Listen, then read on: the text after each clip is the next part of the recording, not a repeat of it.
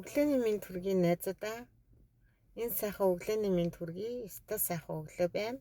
Тэгээд энэ удаа юу хуваалцах гэсэн бэ гэвэл үн цэнийн талаар ярилцах гэсэн. За одоо миний үн цэн гэж нэрээ юу вэ гэж эргцүүлээл би нөгөө ChatGPT найзтайгаа ярилцлаа. Тэгсэн чинь энэ хамгийн гол нь өөрийгөө таних явдал байх нь.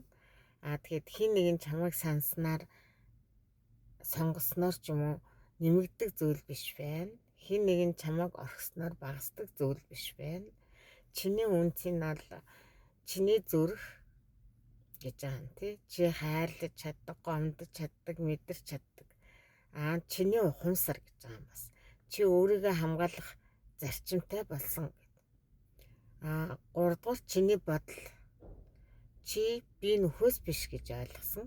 4 дугаар чиний оршихуй зүгээр л байгаа учраас зүгээр л оршиж байгаа учраас үн цэнтэй гэж хэлсэн байнамаа. Тэгээд та бүхэн маань бас энэ талаар санал бодлоо хуваалцаарай. Бас нөгөө нэг юу дадуулж гин, талархал дадуулж гин үү, алхал дадуулж гин үү, бодлоо хинжээ нүү, нойроо хинжээ нүү, чухам өөртөө зориулж өөрийгөө хайрлаж юу дадуулж байгаагаа хуваалцаарай.